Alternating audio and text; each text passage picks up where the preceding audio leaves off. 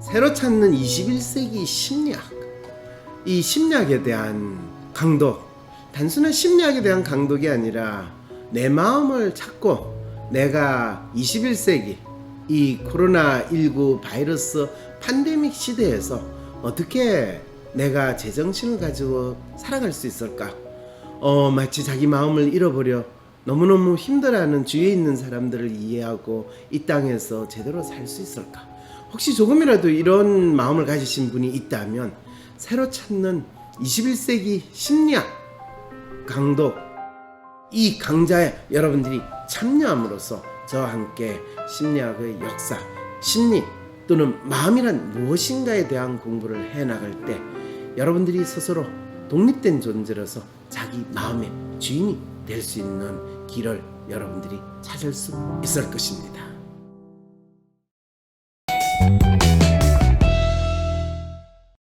만일 김지영이가 그래서 병원에 가가지고 약을 받아서 먹게 됐으면 어떻게 됐을까요? 진짜 조현병 환자로 진짜 조현병 환자로 다시 태어났을 것 같아요. 다시 태어난다. 아니 이 친구가 지금 뭔 소리야? 본인이 지금 생긴 게 공유처럼 생겼는데 왜 공유처럼 지금 반응을 안 해주는 거예요? 현실적인 얘기하는 거 아니었나요? 그럼 영화 속에서 공유는 아내를 치료를 안 시켰다는 거예요? 망상, 환각, 엄마를 보면서 엄마가 젊었을 때 얼마나 고생했고 재봉사로 있었던 거 이런 이야기를 해요. 가족들은 이제 이 사람이 조현병이다. 뭐 말은 빙이라고 표현을 하지만 조현병 정상이라고 다 알아요. 그리고 이제 다시 정신과 의사를 찾아가가지고 자기 문제를 이야기해요. 자기가 정신병에 걸린 것 같아. 이거 의사가 진단하는 게 아니에요. 의사가 진단하는 게 스스로 진단하는 거를 보여주고. 그러니까 의사가 이제 자기 병을 인지하셨군요.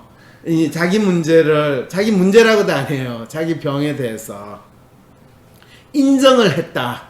그게 이제 그걸 병을 치료하는 거다. 뭐 보통 정신과 의사들이 병식을 가진다라는 그거를 아주 우아하게 지금 이야기하는 상황이 된 거죠. 그러면서 본인이 새로운 직장 생활을 하는 것도 포기를 해요. 그러면서 뭐라고 해요? 저 정신병 걸렸어요. 그래서 뭐 제가 햇소리 하면 어떻게 해요? 라고 아주 해맑게 이야기하는 그 상황이 돼요. 병식을 가진다라는 걸 이렇게 우아하게 이야기를 해요. 그리고 마치 본격적으로 상담 치료가 들어가는 것처럼 그 화면에서 보여요. 어디에도 당신이 조현병에 걸렸습니다. 그리고 약 드세요 하는 말은 어디에도 없어요. 결국에 참 놀라운 거는 마치 그 상담으로 이제 본인이 자기가 뭘 해야 될지를 찾고 소설가가 돼서 자기 이야기를 하는 소설을 쓰는 거로 영화는 우아하게 끝내요. 영화니까 그런 거죠, 그죠? 그렇죠. 그럼 현실은 우리가 어떻다고 생각할 수 있겠어요? 처음 봤을 때 조현병이라고 진단은 할까요, 안 할까요? 지난 3개월, 6개월 동안 이 시어머니한테 내가 이상한 소리를 했고 남편이나 주위 사람들이 날 좀 이상하게 보는 것 같고 또 카페에서 애 데리고 주문하려고 그러면 사람들이 나에 대해서 수근수근하고 내에 대해서 막 이야기하는 소리가 들리는데 그 사람들은 내 이야기 안 했다고 그러고 거기서 내가 발작적으로 싸우기도 했다. 이렇게 이야기하면 이 사람은 뭐 환청, 망상 뭐 이렇고 그렇게 지냈다면 정신과 의사는 당연히 조현병이라고 진단을 하는데 그것은 조현병 조자도 안 나와요. 왜 그럴까요? 왜 지어자도 없을까요? 그러면서 빙의, 엄마의 그 아픔과 어려움을 빙의해서 또는 딸의 그 누구지 며느리 딸로서 있어야 되는 그 아픔을 빙의해서 이야기해주는 그 우아한 장면만 나와요. 이 상황에서 만일 약을 먹으면 어떻게 될까요? 가장 중요한 건요, 조현병 약을 이 김지영이가 먹으면 첫째, 소설을 쓰는 거를 할 수 있어요, 없어요? 소설을 못 썼을 것 같아요. 못 써요. 왜? 그 약을 먹으면 멍해지고 자기가 불안한 거는 조금 그냥 덤덤해지기 때문인데, 그럴 때 덤덤한 상황에서 소설을 쓴다. 결코 일어날 수 없는 일이에요. 그러면 영화 속의 김지영은 약을 안 먹고 순수하게 심리 상담으로 정신과 의사하고 치료를 받았다. 이렇게 우리는 봐야 되는 거죠. 그죠? 그렇죠. 우리가 그렇게 추측할 수밖에 없죠. 없죠. 예. 약을 먹었으면 그 상태가 될 수가 없거든요. 그냥 멍하고 졸리고 그때부터는 아이를 돌보는 것도 힘들어지죠. 못 돌봐요. 그럼 공유는 이 회사 그만두고 집에서 애를 돌봐야 되겠죠. 저 육아휴직하고 육아휴직을 하게 되는 거예요. 그리고 집에서 그냥 멍하게 있거나 그럴 때 간혹 가다가 더욱더 약을 먹으면 먹을수록, 그러면 엄마가 젊은 시절에 고생했고 하는 거를 더 느낄까요? 아니면 덜 느낄까요? 덜 느낄 것 같은데. 덜 느낄 것 같아요. 예. 그러면 약을 그렇게 최소한 2달, 5개월, 6개월, 1년 동안 먹으면 어떻게 될까요? 더 이상 약을 먹지 않고서는 더 이상 약을 먹지 않고서는 생활을 생활이- 못하는 상황으로 이어질 거다. 근데 그 생활도 생활 같지 않은 생활이 될 것 같아요. 생활이 생활 같지 않은 생활이라는 게 뭐예요? 스스로도 약을 먹지 않으면 네. 안 된다고 생각을 충분히 할 거고, 그래서 약에 의존해서 살아갈 수밖에 없게 되지 않을까 생각이 들어요. 네, 그냥 약에 의존해서 살아갈 수밖에 없다라고 한다면 그 약은 지금 병을 고치는 거예요? 아니면 병을 확실히 만드는 거예요? 이게 이제 이 영화를 통해서 우리가 한번 추측을 해보고 상상을 해보자라는 게 내가 지금 이거를 하는 이유예요. 실제로 김지영이가 아빌리파이를 처방을 받아가지고 먹었다. 그러면 어떤 증세가 나오냐? 아빌리파이의 부작용이 그대로 더 드러나는 현상이 벌어져요. 이제는 단순히 엄마의 어린 시절 불쌍한 며느리에 대해서 마치 친정 엄마로 이 분해가지고 이야기하는 그 수준이 아니라, 카페에 있는 이 직장인들이 나를 비웃는다든지, 아이를 데려가면 다른 부모들이 나에 대해서 수군거린다든지, 또 남편이 뭐 다른 여자를 만나고 있지는 않을까, 나를 어떻게 보지는 않을까, 이런 생각까지 이제 더 하게 되고, 스스로 남편 인생 망쳤다라는 그 시어머니의 소리가 계속 자기한테 들리게 되는 이런 상황이 된다는 거예요. 왜 그런 게 더 나타날까요? 네, 그게 약 때문이라고 이야기한다면 무시무시하겠죠. 정말. 뭔 소리예요? 약을 먹는 동안에는 그런 환청이나 환각이 더 이상 일어나지 않고 집에서 조용히 있고 그냥 단순히 살이 좀 찌거나 하는 거. 그런데 아빌리파이는 살도 안 쪄요. 이렇게 이야기하거든요. 그거는 보통은 약을 먹다가 안 먹게 되면 마치 마약 중독 상태에서 마약을 섭취하지 않게 되면 일어나는 엄청난 신체적 반응 때문에 그걸 금단정세라고 이야기를 해요. 그런데 정신병 약을 먹게 되고, 특히 조현병과 관련된 약을 먹게 되는 경우에는 먹다가 중지를 하면 그게 금단정세라고 표현하지 않고 의사들은 재발합니다라고 이야기를 해요. 그리고 재발하는 경우는 거의 80%라고 이야기를 해요. 약을 먹다가 중지를 해서 재발하는 경우는 80%라고 이야기를 할 때, 우리가 던지는 질문은 그거는 재발이 아니고요, 혹시 그 그 약의 영향 때문에 어쩌면 이전에 우연히 나타났을 그 정신병적인 조현병적인 증상이 약의 부작용으로서 마치 꺼진 불이 다시 재발화되는 그런 현상으로 일어나는 건 아닙니까? 전에는 생활 속에서 가지는 스트레스 때문에 발작적으로 우연히 한두 번 일어날 수 있는 그런 망상적인 행동이나 망상이라도 완전히 근거가 없거나 뜬금없는 게 아니라 자기 스스로를 자책하는 마음, 자학하는 마음으로 스스로 너무나 감수성이 높고 또 예민하기 때문에 자기 스스로에 대한 불안이 너무 커서 발작적으로 일어났던 그 반응이 정신병 약을 어느 정도 먹고 나서는 그게 억압되어 있다가 그 약을 더 이상 먹지 않게 되니까 이제는 마치 습관화된 고질화된 반응처럼 폭발해서 나타나는 거지. 그게 재발이라고 이야기하는 그 현상 아닌가요?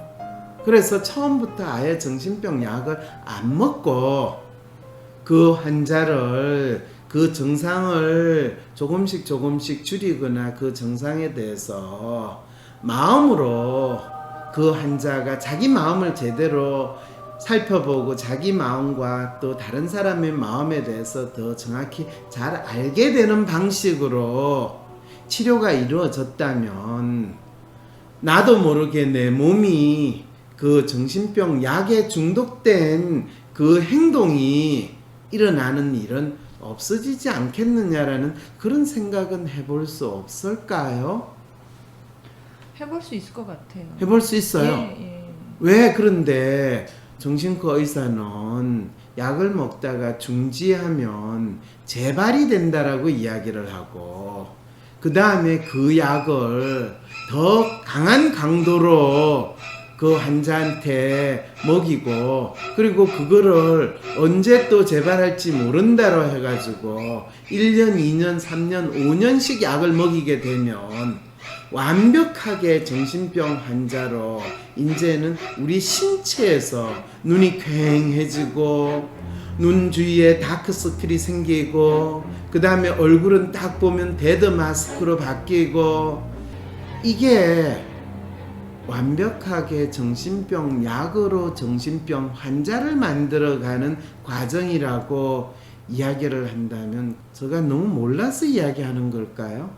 그리고 김지영 이 영화에서는 놀랍게도 그 부분은 싹 빼고 약도 안 먹고 정신과 의사와 심리 상담을 통해 가지고 소설가가 되는 자기의 정체성을 찾아가는 이 기적 같은 일이 벌어지니까 제발 그런 정신과 의사 선생님 좀 찾아주세요. 알려주세요. 그분 만나고 싶어요. 내가 얼마나 심리 상담을 제대로 하시는 정신과 의사 선생님에 대한 갈급함이 있다는 거 아시겠죠? 박사님 저도 그 생각을 했어요. 아 그래요? 예, 이게 꼭 현실에도 저도 이제 뭐 이유 때문에 병원을 가보면 의사 선생님은 상담을 안 하시더라고요. 상담 이 시스템이 있습니다. 그래서 얼마 내시고 몇 시에 상담사 예약하셔서 하시면 됩니다. 그리고 또 상담사가 끝나면 또 의사를 만나긴 해요. 네. 그럼 또 약 처방을 주고 많이 좋아졌네요. 이 한 5분의 얘기를 하고 다시 보내주고 그런 시스템을 하지 의사는 상담을 해주진 않더라고요. 근데 왜 영화에서는 의사가 하지 않는 상담을 아주 멋있게 하는 장면을 보여주고 실제로 의사가 가장 분명히 하고 많이 하는 약 드세요. 그러면 처방전 써가지고 주고 약 꼬박꼬박 드시죠. 이거는 한마디도 안 나오는 건가요? 그러니까 저도 그게 너무 궁금하더라고요. 왜 그 얘기? 궁금하기만 했어요. 그래서 영화는 약간 판타지가 있잖아요. 그래서 그냥 이것도 그냥 판타지인가? 정신과 의사가 상담하는 거는 판타지이고 현실은 약을 주는 게 현실인가요? 그러면? 저도 그 생각을 한번 해봤어요. 그러면 82년생 김지영은 판타지 영화인가요? 뭔 소리예요? 현실에서 우리 젊은 여성이 겪어야 하는 가슴 아픈 절절한 사연을 얼마나 우리에게 잘 알려주는 영화고 소설인데요. 판타지 소설이라니 지금 이분이 같은 여성으로서 어떻게 그럴 수가 있어요? 영화 작가가 의도한 거는 조현병이라는 병을 만약에 거기서 언급을 해버리는 순간 네. 그 주인공이 겪고 있는 고통이 실제 일어나는 사회나 자기가 실제로 겪어왔던 피해에 의해서 생겼다기보다는 쟤는 그냥 환자기 때문에 저러나 보다 라고 쉽게 치환이 돼버리기 때문에 굳이 그 단어를 언급하지 않았다고 저는 생각을 했거든요. 대체 뭔 말이에요? 친구들 천천히 한번 설명해봐요. 주인공이 네, 주인공이 평범한 여자여야 그 스토리텔링이 완성이 되거든요.